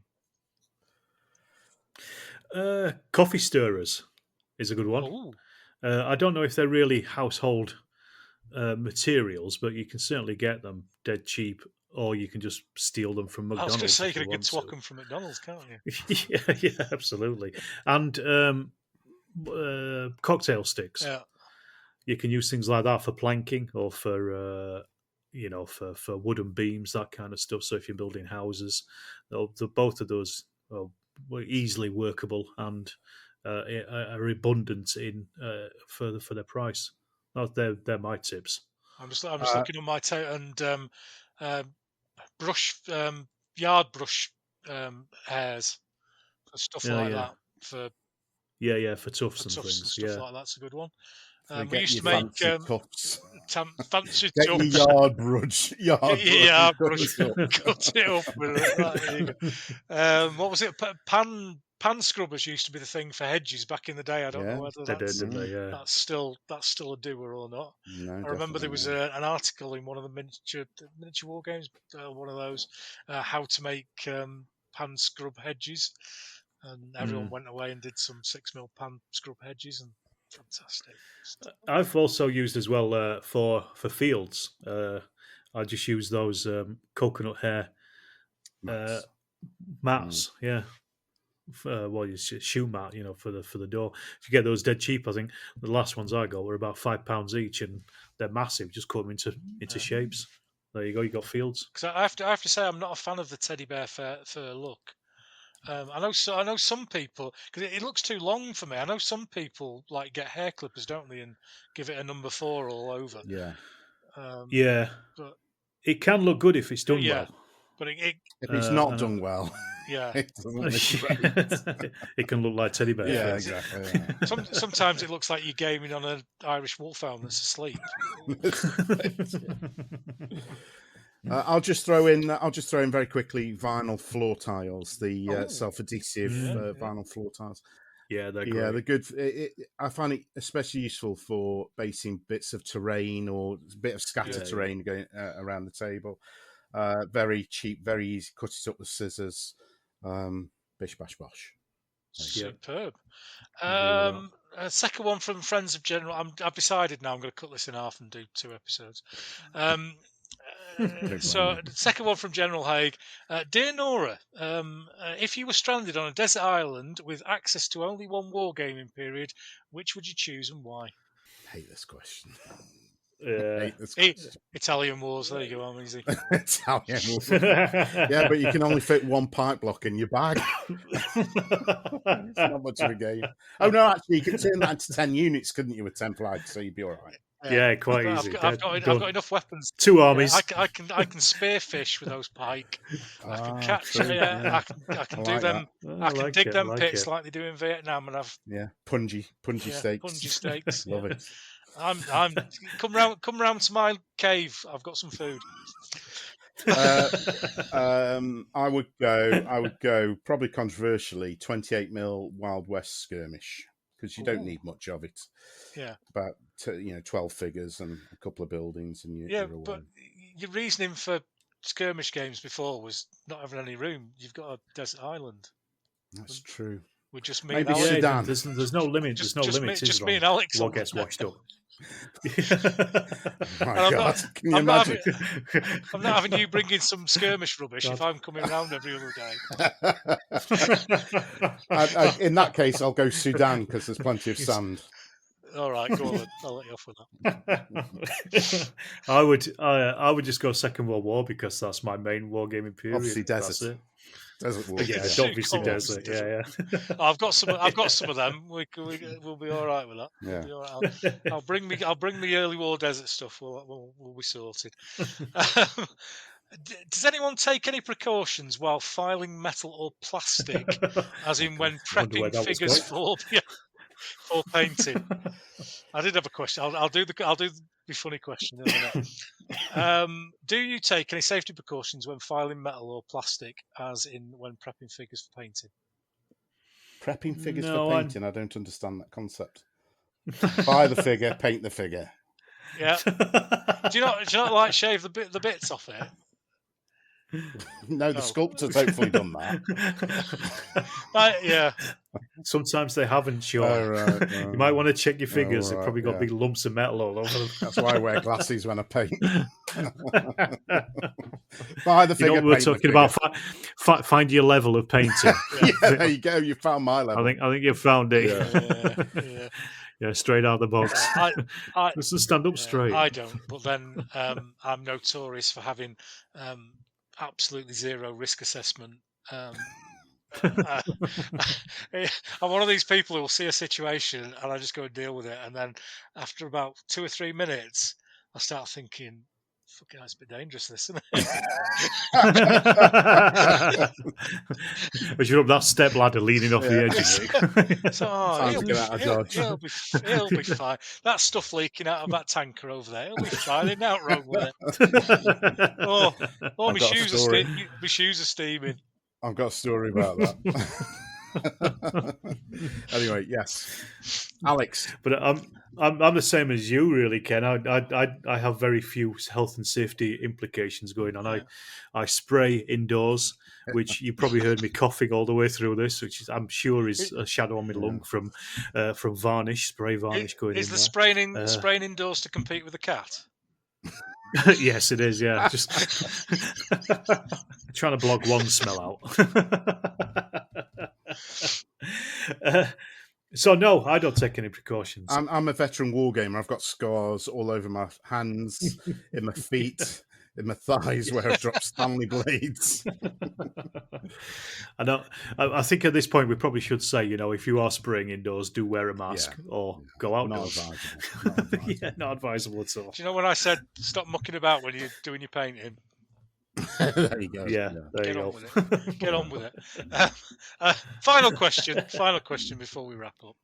And this is from the good old legendary Noise Machine with a Z. I think he's in Canada. He's on the Twitters. And this is kind of one for all of us, in that it kind of encompasses all the different scales. Is there a single unifying mathematical formula, that Sean's gone to sleep, that can factor in figure scale, so size, figure ratio, and battle size to determine if you're playing a big battle? E.g., Waterloo at 6mm, 1 to 2, or at 28mm, 1 to 30. Do you think figure scales change with your scales? There you go. That's because this is. I can see Sean's face is doing the same as my brain. Let me tell you really work out what the hell is going on. Let me tell you what my problem is. One of my wargaming problems, and this illustrates this point. If I do a unit in 28mm, let's say a 30-figure infantry unit, that will cover a certain space, and it's got 30 figures in it. If I do that in 6mm, I will use exactly the same space, but fill it with more figures. Well, that comes back to what I was talking about earlier on, Ken, where you've got the irony that is in the modern 6mm gaming world, where people don't increase the size of the unit. They use the 60 by 30 basing standard almost that's developed, and they've still got 24 figures on it, like you would in a 24-figure 28mm unit. Now, I know Peter has done huge units of English Civil War pike and shot units with 600 figures in it, and that looks great, covering the same footprint that a 28mm unit would. But I think if you go to the Joe 6 and have a walk around all the games there, the vast majority of games will have figures based on 60 by 30 mil bases with 24 to 36 figures on it. So they don't particularly take the advantage of the small scale covering a larger footprint. So just out of personal interest then, because I've never gamed in that sort of style, do people no longer represent different unit formations then? Because what we used to would do with 5 bases, you could have one behind the other as a column, side by side as a line, put them in a square. And if you've only got one base for a unit, I can't see how you do that. Or is it just not part of the rules anymore? So a lot of the rules that have come out in recent years, and I think probably started with Volley and Bayonet back in the day. You're talking about what they term grand tactical games, right? Okay. So you are the army commander, or the top CNC, and you're not particularly you're leaving the decision of what formation that brigade out on the left flank 3 miles away. You're leaving the decision to the brigade commander or the unit commander to put them. So you're relying on them to make that decision. As the army commander, you're not making that decision. Right. And the game will represent you as General Lee at Gettysburg, and you're not worried about what the Texan brigade down on your right flank are doing, because you would assume that their command would get them into the right formation at the right time.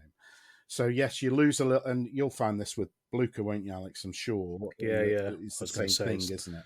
Same thing. Yeah, because my Blucher are based up as brigades, and I do them basically on playing card size bases. So I go against all the normal 6mm. What is it, 30 by 60 bases, and I do that because Blucher is it's abstract. You're dealing with a brigade, and like you say, as an army commander, you don't care what a particular battalion in that brigade is doing because they're supposed to be doing what they're trained to do. And that's part of the game itself. At that level, you're just moving things about, aren't you? Really.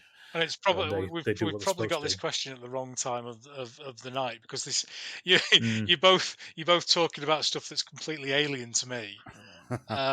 We could talk. I suspect I personally, and I'm sure Alex could. I could talk about this for quite some time because it's about an ethos of how you game. I come from it from the completely opposite way.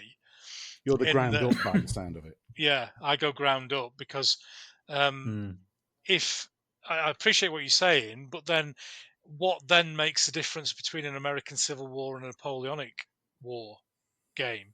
Because at the end, if you think back to things like Waterloo, it's some private going, Sarge, do you think we should shut that gate at Hougoumont that saves the day? It's not the grand tactical action. It's some oik from Grimsby or whatever saying, Sarge, shut that bloody gate. There's loads of Frenchmen coming. Or it's the person who decides to form square at the right moment.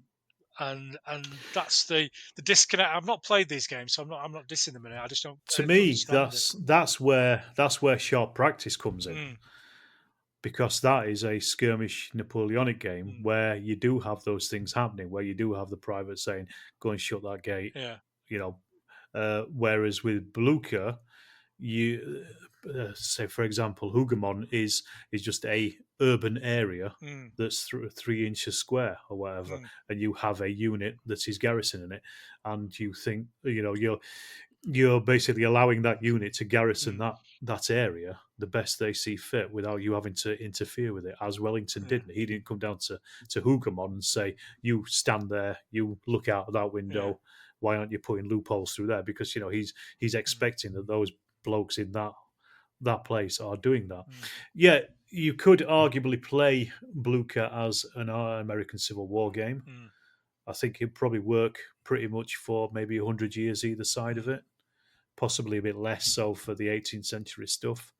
But yeah, definitely 19th century Blucher would probably work definitely until breech loading rifles come in.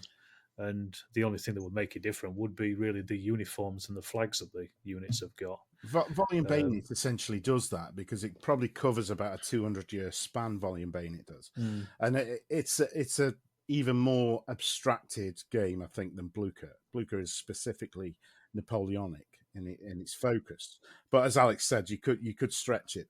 But Volume Bayonet goes from Malburian, Spanish Succession, right up to Franco-Prussian War, and there will be period-specific amendments and modifiers and differences in how that game's played. But ultimately, I think for grand tactical games, you have to make the decision of what is that game going to represent, or what are you as the general going to represent. And it's that helicopter view almost. So if you imagine hovering at 100 foot in a helicopter, you're looking at a sharp practice game.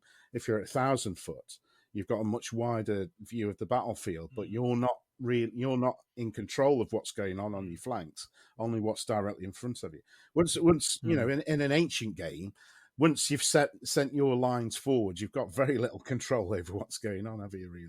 Yeah. And I think there's maybe there's a lot of influence in the way that I have done games in the past, whereas you're in your games you're Wellington and you're looking out in the distance, whereas I might be on a massive table with thousands of figures, but there might be 10 of us on each side. So I'm not Wellington. I'm the brigade or divisional commander holding Hougoumont, and I'm the one who's getting square shut now, that you door. idiots. Shut the door. So I can see. But again, that's a different scale, isn't it? I mean, again, you're reducing the scale, whereas, like we say, Blucher is each individual base is a brigade in itself. So you're not interested. The only thing really in Blucher is a prepared brigade where you basically you put down a marker just to say that they're prepared, and that could be anything, that from forming square to even arguably digging themselves into better position or whatever. But it doesn't matter exactly what they're doing and what formation they're in. They're just doing what they're supposed to be doing, and you're not concerned with it. Brilliant. As long as they do, as long as the brigade commander is doing it. And in your game, you're that brigade commander that's making them go into square or whatever. And our brigades aren't on one piece of MDF. Yes, exactly. Yeah, our you're dealing brigades with exactly. Several units rather than just one. Yeah. Oh, right. No, it was quite an interesting question at the end there. I didn't quite realise where that would go, but it went somewhere good. I'm not sure if we've answered it, but it was an interesting. We've answered something. We've answered something. Apologies to all those people who did send questions in and we didn't get around to them. We've had an absolute marathon tonight, but I've enjoyed every minute of it. I've had a right laugh all the way through. So thank you very much. Just before we go, you have a chance to ask me a question if you have one. I'll let you go first, Alex. You jumped that one, Alex. No, you've jumped on me. It is traditional at the end of each of the podcasts. I've typically He's never got that far thunder. before. He gets to the quiz. He gets to the quiz and stops. Okay, here's a question I've for got a you. question. It might be the same one as me. Maybe. Sean. Would you play a skirmish game? Yes, I would. What's the smallest you'd go for a game? Have you not seen my Sweeney game? Oh yes, of course. Yeah, that's it. It has to be, for me, when I close my eyes and I think about Napoleonics, I think about huge battlefields. I think about going to the cinema and watching Waterloo and seeing those thousands and thousands of men. Maybe if I'd watched Sharp first, I would have been into that, but it doesn't. I don't see that when I watch the Sweeney. That's what I see. 5 or 6 guys, load of geezers doing a blag, all that sort of stuff. So yes, I do occasionally play skirmish games, but a lot of the time, because of where I am and having a big table permanently set up, that affects how you game. Because I don't need to pack up at the end of the day, and we have a regular group of people who come in, not every week. Some people might come one week and then not the next, and somebody else will come in their place, and the game's set up here. And if we sit down and talk about, we've got a lad called Ian, and he talks about trains all the time. Works at British Rail and just goes constantly on about trains. So if you lose all your dice throwing them at Ian, then there's no time limit. So your circumstances very much affect how you game, don't they? Absolutely. So yes, I would skirmish game, and I do occasionally skirmish game, but the circumstances of how I game, i.e. big table, at home, no time limits, mean that I don't do it very often. That's a reasonable answer. I'll take that. We'll let him go on that one. Yeah. So mine, make a note of it. Mine is more of a philosophical question. Cap. So one to put your thinking cap on for. So I think that between the three of us, we cover sort of the main three. Yes. Or we're known for the main three areas. Scales of gaming, and styles of game. This is going to get me in trouble, isn't it? No. Probably. I can feel it. I can feel that bloke coming back and haunting me. No. But and at various points, I think all three have been in favour within the hobby, and some have fallen out of favour. We've had, if you think back to the history of Wargames Illustrated, where we had Darkest Africa and then pirates and these themes within the hobby that people have seemed to follow. What do you think is going to be the next, or what would you predict to be the next big theme or scale or period that will be igniting the hobby and taking it forward for the next 4 or 5 years? Do you want my cheeky answer?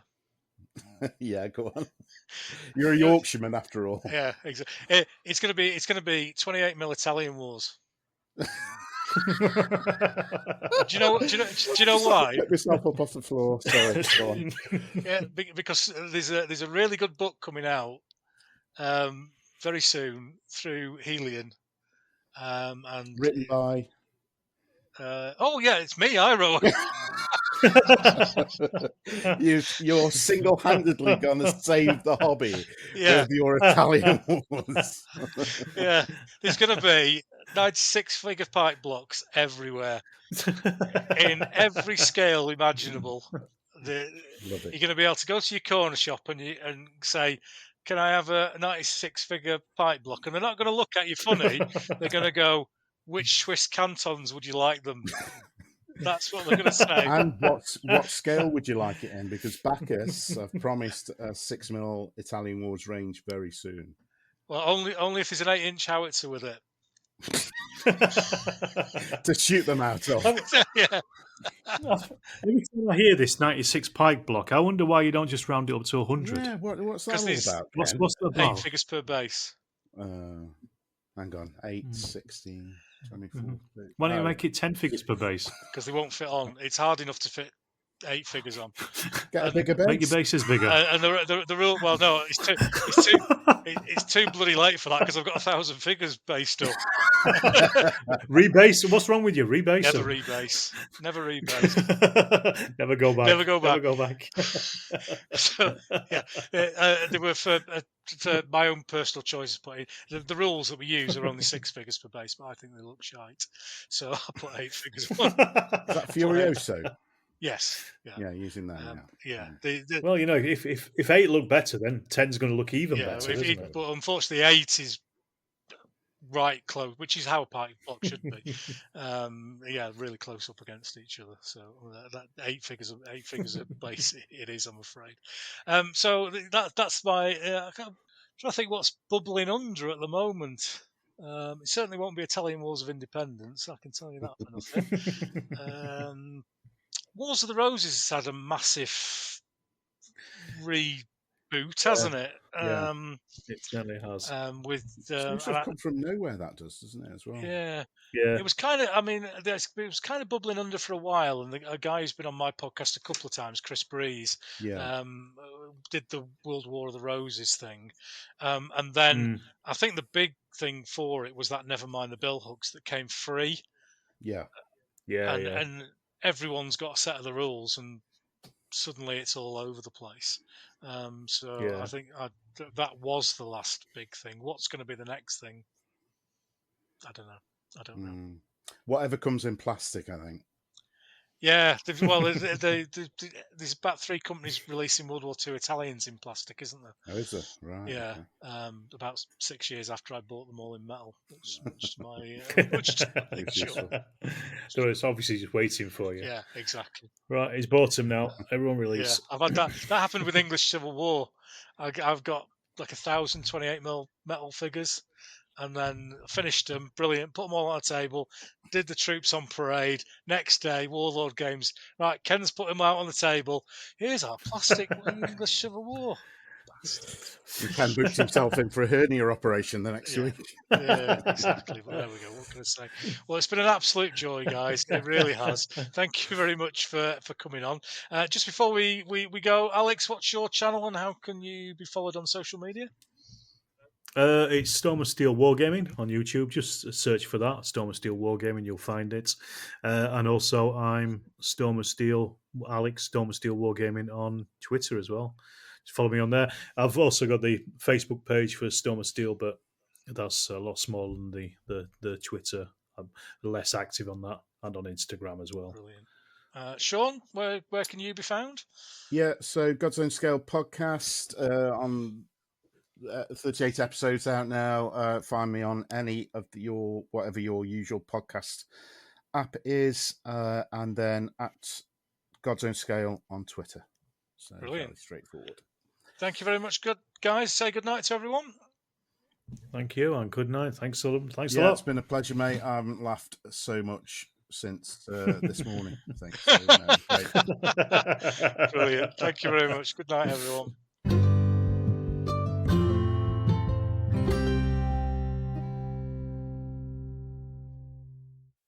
There you go, ladies and gentlemen. That was Brews in the Binyard, Part 1 and Part 2. I can't believe we nearly went for 4 hours, and the time just flew by, and I had really fun time talking to Alex and Sean, and it was great getting different viewpoints from different sizes within the hobby, if you like, the 15mm, 6mm, 28mm, and all the scales in between and beyond. And hopefully I might do some more of these. Maybe do one at Christmas, and if the guys have got time, I'd love to do 2 or 3 of these a year. I think it would be a fantastic little thing to do within the confines of the podcast. So if you don't do already, give the guys a follow. Give listen to Sean's podcast, God's Own Scale, and of course pop down on the YouTubes and visit Alex Storm of Steel. Both excellent content on their channels, well worth a listen. So that just leaves me to do a little primer for the next episode, episode 17. And I'm going to be speaking with Jason Weiser. I hope I've got his name right there. We'll check when we speak for the next episode. And Jason is the editor of an all-new Wargames magazine called Military Miniature. And it's based in the US, and the US has been out without a regular magazine since the demise of the Courier and various magazines over there. So it's going to be great speaking to Jason and having a catch up with all things wargaming in the United States. And we'll be chatting obviously about his background in gaming and big games, the Yorkshire Gamer Quiz as usual. And then we'll be chatting with him about how he's got started with the Military Miniature magazine and what his plans are for the future with it. New project, hopefully going to get off the ground, and lots of people will follow. So if you've not heard of it already, then pop online and look for Military Miniature magazine, and they've got a website, www.militaryminiature.com, and have a look what's on offer there, and we'll have a chat with it next time about this new magazine. So until then, City.